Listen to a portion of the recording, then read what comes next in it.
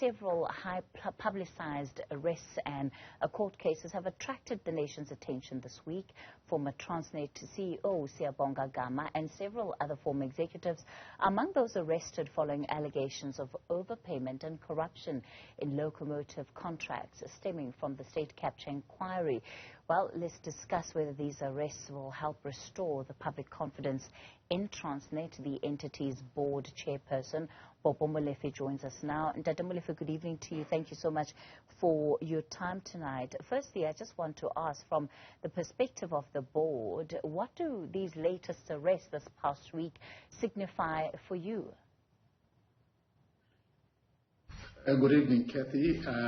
The arrests, as you might well imagine, represent or symbolize a drive to restore public confidence at a time when there were doubts as to whether the law enforcement agencies are equal to the task of discharging their mandates as required by the laws of the country and the Constitution. I want to go back to the findings of the Zondo Commission of Inquiry. That's part 2, where Transnet was really one of the key focuses. And that commission finding that 72% of all state capture-linked contracts had stemmed out of Transnet. One of the recommendations by Chief Justice Raymond Zondo was for Transnet itself as an entity to open cases and to lay charges against some of its former employees, including the likes of Brian Molefe and Anoj Singh. Has Transnet done that?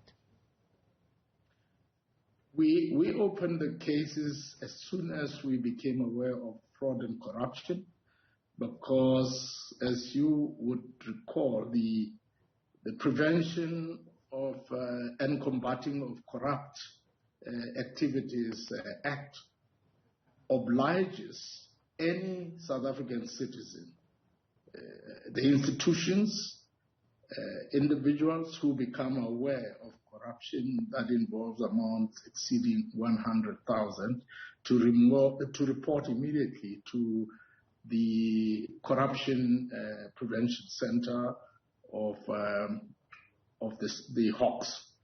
And then we did that because we needed to institute civil action to begin processes of recovering the monies that had been lost, but simultaneously also reporting those cases that were of a criminal nature. So we were the first. We didn't wait for the State Capture Commission to produce its report. That means that it's been a couple of years then that you have been waiting for some kind of action when it comes to, or response perhaps is the better word, when it comes to the charges and the cases that you opened. What would you say the process has been in terms of keeping you updated with investigations? Kathy, the Board of Transnet had created a forum where all the relevant law enforcement agencies would come together with Transnet to give an update and to share information to the extent that such information might not have been sensitive. So we had the Hawks, the SIU, the NDPP, NPA meeting regularly. There was a time when they were briefing me and members of the board of Transnet up until the time when we established the executive management team that we could rely on. And once we had that executive management team in place, we retreated and allowed them to drive the process. But we were aware at all times that part of the state capture involved the hollowing out of law enforcement agencies, the weakening of the police, the NPA, the NDPP, etc. And to the extent that these agencies were weakened, it was necessary for us to appreciate the need for them to begin a process of cleaning themselves up and rebuilding, because when you have serious cases, you cannot begin to prosecute on serious cases relying on agents of those who corrupted and captured the entire organs that enforce the law.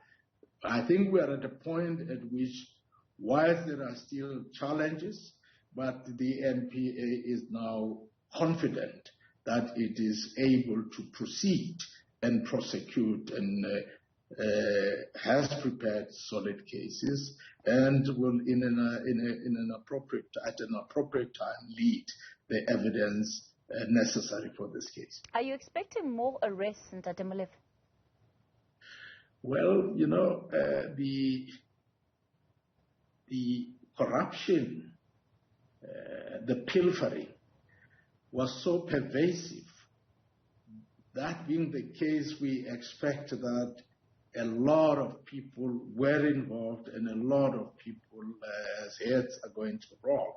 The reports do indicate, the report of State Capture Commission emphasized mainly the kingpins, but the work that we have done and the work that the NPA together with the police have been doing clearly have more than just what appears in the State Capture Commission. And the good thing about it is that there has been collaboration between the investigators of the State Capture Commission and the law enforcement agencies. We expect, therefore, that the sharing of evidence should be of a nature that ensures thoroughgoing investigation and solid preparation of cases. Does that include the arrest of the former CEO, Brian Molefe, and Anosh Singh?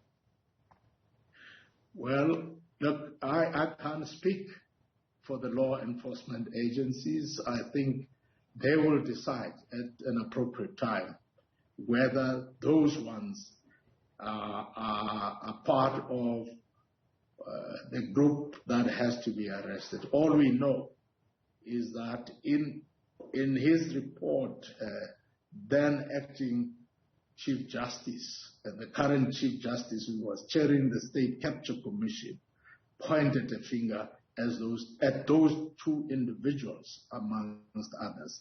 So clearly, if nothing happens, I would imagine that the law enforcement agencies will have a duty to account to the South African public as to what are the facts on the basis of which they are exonerating those individuals you are referring to.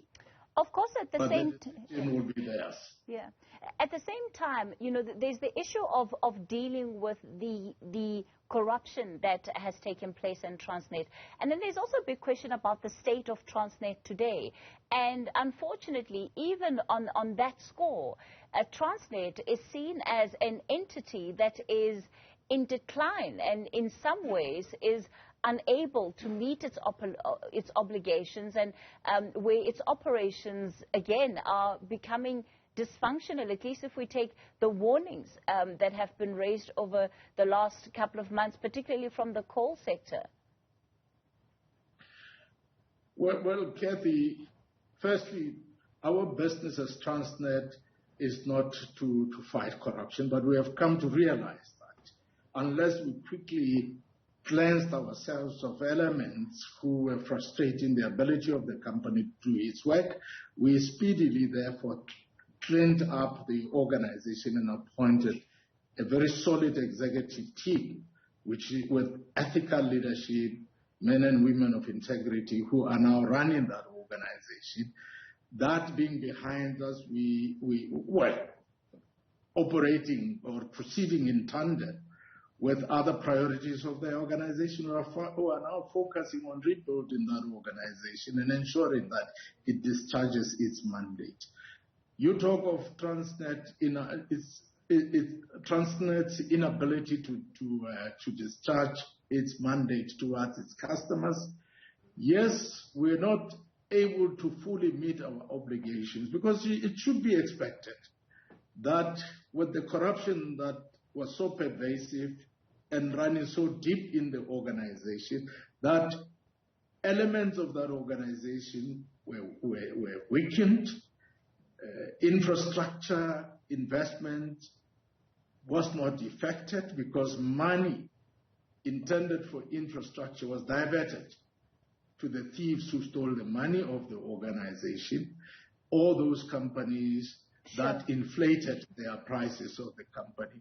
Therefore, it meant that they impacted on the ability of the locomotives to move at the required speed, say of 60 kilometers per hour, and you have speed restrictions which reduce the pace of a locomotive to around 25 to 30 kilometers per hour, which means volumes that are supposed to be delivered cannot be delivered on time. Exports, therefore, could not go out in the required tonnage. And it meant also that the suppliers, the customers were unable to load or get enough locomotives, because part of the problem with the corruption that happened has been the fact that we had to launch an application to review those contracts and have them set aside, and we had hoped that we would speedily agree with the service providers that things have gone wrong, and we are all corporate citizens, and had things having gone wrong, that we needed to agree that things now have to be remedied, and in accordance with what the court would issue as an order on what is just and equitable, given the fact that some of these OEMs had already begun delivering the locomotives we needed, and the just and equitable order would have required that those original manufacturers of equipment would also be compelled to supply the spare parts that are necessary for Transnet to maintain its locomotives. They have not been supplying those spare parts. It means, therefore, the locomotives that have broken down cannot be repaired. And by the way, those locomotives are not only the 10,064 that was ordered, because at the time of the 1064, there were also 95 locomotives on the side and another 100 locomotives. Both these 195 and 100 locomotives were supplied by China South Rail. Therefore, they require spares from China South Rail. The impact, therefore, is not one that reflects an inherent weakness of Transnet. It's an induced weakness that derives from the corruption that took place, where Transnet was put into huge debts, short-term debts, and the kinds of debts that required it to pay huge commissions to companies like Trillion and Regiment, because they were brought in. Mr. Molefe, unfortunately, I'm going to have to come in there. Apologies. We've completely run out of time for this conversation, but certainly there's a lot to unpack in terms of what is still going wrong at Transnet and why it is that we have many suppliers up in arms about the rate of delivery of some goods, including coal exports.